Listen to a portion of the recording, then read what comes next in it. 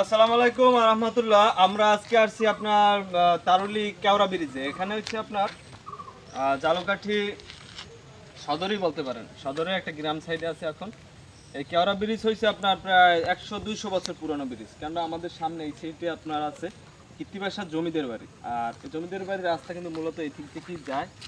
আর এখান থেকে কিন্তু আপনার ওই যে মানুষ আগে হাইটে যে স্কুলে পড়াশোনা করতো, আমাদের এই নৈকেঠি বা আপনার তারুলি এদিকে কিন্তু স্কুল ছিল না সেই টাইমে 100 বছর আগে।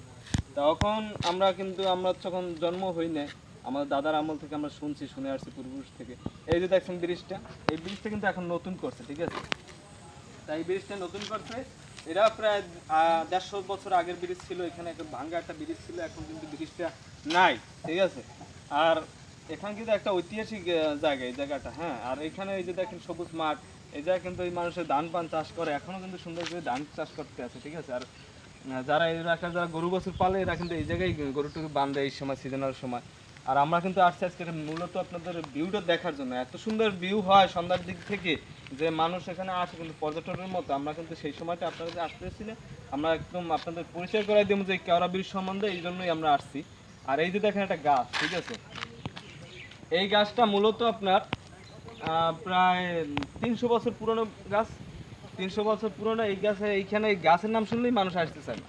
মানে এমন একটা অবস্থা যে মানুষ ভয় পায় রাত্রে আসতে গেলে। এখন তো আমরা এখানে সব নতুন চাকচক্য দেখতে যাচ্ছি, তার জন্য মানুষজন আসে। কিন্তু এমন একটা অবস্থা ছিল কোন এক সময় এখানে, যা মানুষ আসে। এই দেখেন এই সাইনবোর্ডে কিন্তু অনেক ইতিহাস লেখা আছে এই সম্বন্ধে, হ্যাঁ। কিন্তু যারা এই ব্রিজটা বানাইছে তাদের নামও কিন্তু এখানে উল্লেখ করা আছে। আর মূলত আগের ব্রিজ ছিল এইখান থেকে। আর আপনি এই ভিউগুলো দেখেন, তাই দেখেন এই গ্রামীণ পরিবেশে কি সুন্দর কলা নিয়ে যাচ্ছে কাকারা, হ্যাঁ। আর যারা দেখে কলা বাগান করতেছেন এরকম কলা নিয়ে যেতে পারবেন। খুব সুন্দর একটা জায়গা, হ্যাঁ, আসেন। আর এই যে নদীটা দেখেন এখান থেকে, আমরা কিন্তু এই 150 বছর আগে কিন্তু এখানে ব্রিজ ছিল, এখন কিন্তু নাই, হ্যাঁ।